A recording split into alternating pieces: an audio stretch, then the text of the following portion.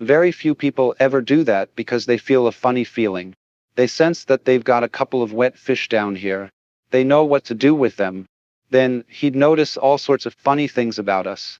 Things that never occurred to us to think about. For example, he might ask, what color is a human face? Comic strip artists will tell you it's pink or brown. They do a black outline and color the whole face pink. Now, for a change, take a real good look at a face. You'll start seeing that it just doesn't have a particular color. Not only does it depend on where the face is in relation to the available light and what it's reflecting, but it's also a patchwork of all kinds of subtle color changes. It's full of funny hairs and spots and all sorts of things that we're not supposed to see, especially on ladies. No, girls. Men don't care so much if they have a hair here or there, but girls carefully pluck hairs out with tweezers, making them disappear to get as smooth a texture as possible. The Japanese take it even further. A beauty might cover herself completely with white paste to create a pancake makeup effect. When a Japanese photographer takes a picture of you, you might not even recognize yourself. He smooths out every wrinkle, every shadow, and presents you as a complete mask. Why? Because it's inauspicious to have shadows. When a Westerner first painted one of the emperors with shadows showing, they protested, "You can't paint the emperor that way. His face is not dirty. Besides, it's an inauspicious day for a shadow to fall on the imperial visage." But you can see shadows. The artist Rembrandt taught us to see shadows. Leonardo taught us to see shadows. Modern painters discovered that shadows and darkness, shadows and light, shadows of color, shadows are full of vitality. You'll begin to see vivid purple shadows. People might say, wait, you don't go around with a purple shadow on you, do you? Well, do you think a shadow is brown because you haven't ever looked at one? You don't realize shadows are absolutely vibrant with light. We'll explore that further later when we get to point 7. But there it is. The world we see or think we see is actually not the world at all. It's a selection of things that are in the world, a selection governed by certain symbolic processes. What should a man look like? What should a woman look like? We try to dress and behave in ways that live up to these symbolic expectations. And so, we think there are certain kinds of work that are worthy of being done. You ought to be a tinker, tailor, soldier, sailor, doctor, lawyer, merchant, or chief, whatever it is. You're expected to fit into one of these roles. Yet there are infinite things one might do. Still, we like to classify. We want to know. Are you Republican or Democrat? Left wing or right wing? Christian, Jew, Baptist, Methodist, Muslim, or something else? As long as we can neatly compartmentalize you into a symbolic classification, we feel satisfied. But why? This kind of consciousness is based on a peculiar specialization of the human brain, which we call, in everyday life, conscious attention. It's the capacity to focus or concentrate awareness on what we call any one thing at a time. It's as if conscious attention were a spotlight, while the rest of awareness is a floodlight. In other words, every nerve in your body is receiving input all the time. It's energized. It's aware of everything within its periphery. You're constantly taking in the totality of your surroundings. But conscious attention flips from point to point like a scanner and makes sense of what it sees by adding it up with memory. This faculty is an immense advantage in some ways. It does for the human organism what radar does for a ship. Radar scans the environment and watches out for unexpected changes, bouncing back feedback to a screen.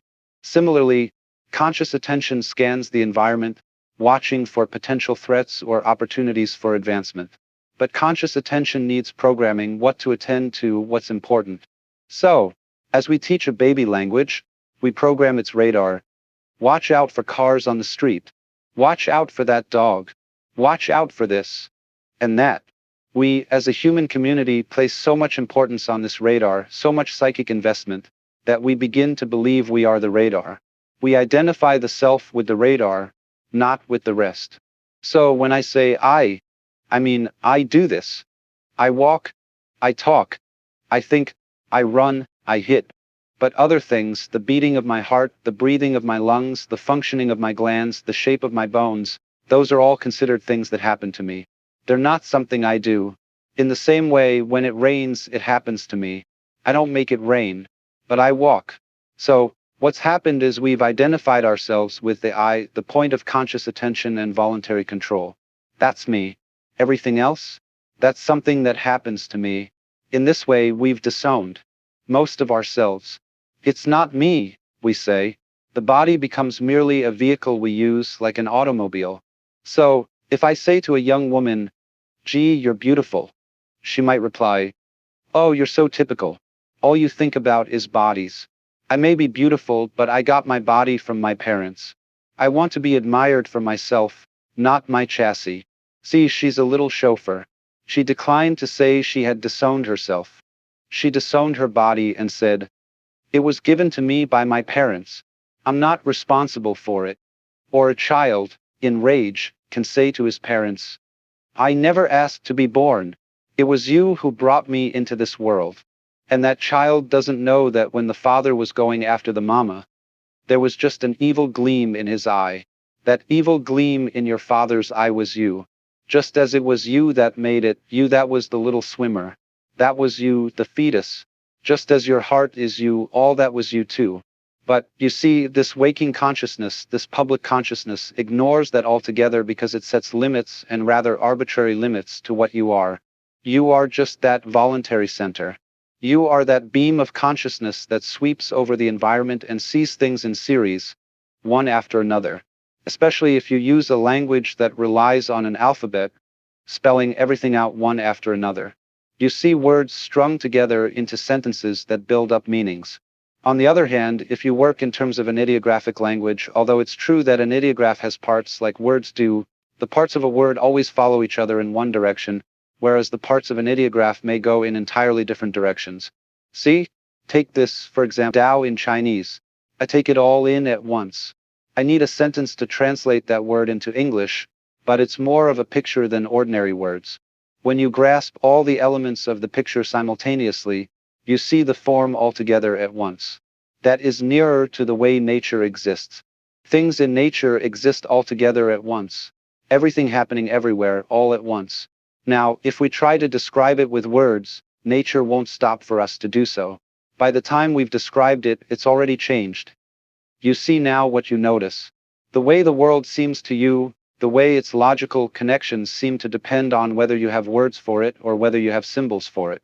So then what happens is, as a result of concentrating on, or shall I say, overusing or overexercising the faculty for conscious attention, we come to have a sensation of our own existence as beings definitively separate from the outside world, the world beyond the skin, and from most of what goes on in our own bodies. This state of affairs we could call alienation when it exists all by itself. But it is not necessary for that state to exist all by itself. The spotlight consciousness can be supplemented by an increased use of the floodlight consciousness so that it becomes balanced. We assume that the baby, before it has learned conscious attention and before it has learned any words, is always using floodlight consciousness with just a little bit of spotlight.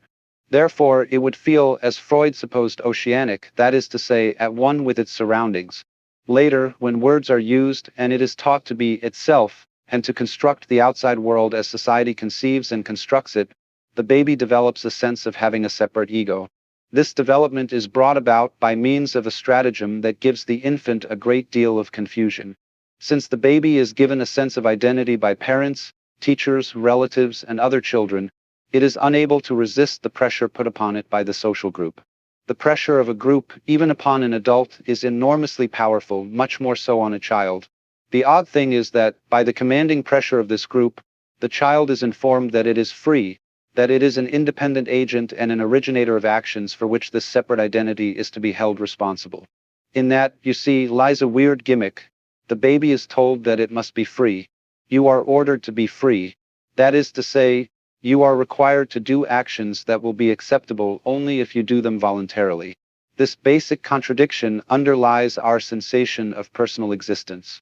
It explains why most people are confused and why there is a nagging sense of frustration underlying all civilized human existence.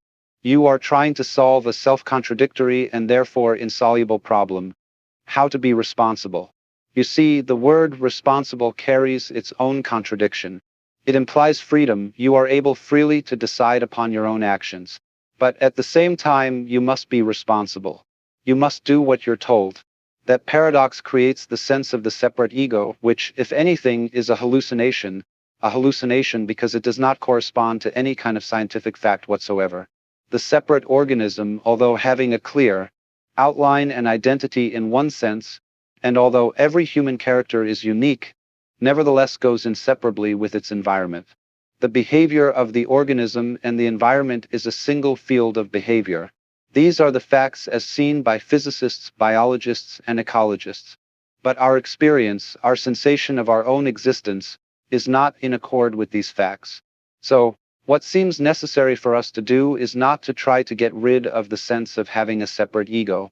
You can't do that, you can't wash off blood with blood. If you try to get rid of it, you actually intensify the hallucination that it exists as a real thing. The ego exists in the same way as the equator. That is to say, it is a social institution, an imaginary boundary with a certain convenience to it. But when you start mistaking social institutions for physical processes, you are under a hallucination. Could we possibly move to a state of consciousness in which, without giving up the spotlight, without giving up the faculty for conscious attention or for constructing symbolic worlds by selecting among our sense impressions, we instead balance it against a background of more generalized awareness? Because, after all, every particular activity, every tracing out of details requires a background. The background of ordinary attentive consciousness is generalized awareness.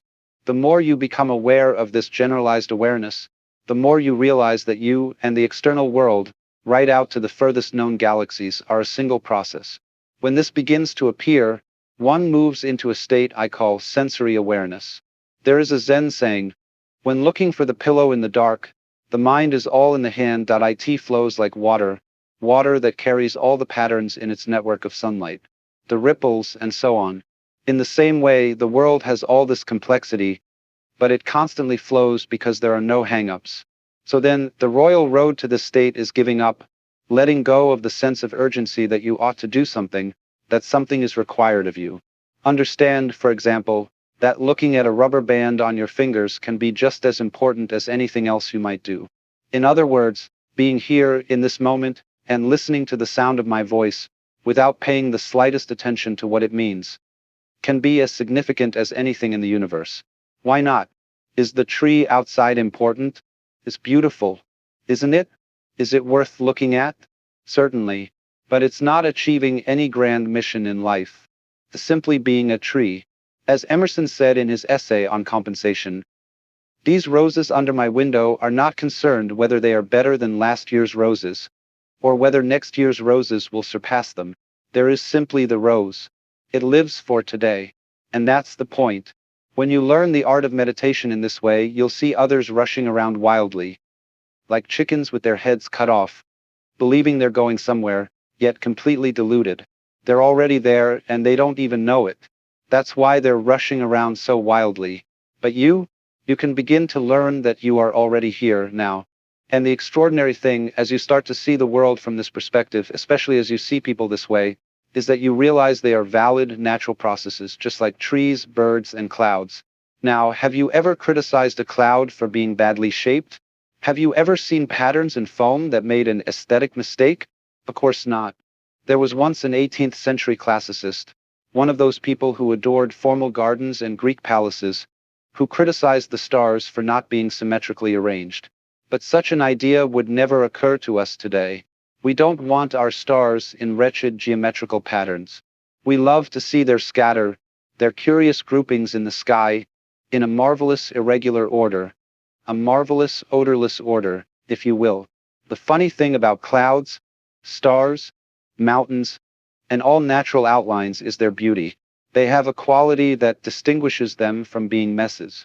You know a mess when you see it. But these things, they aren't messes. In a way, neither are human beings.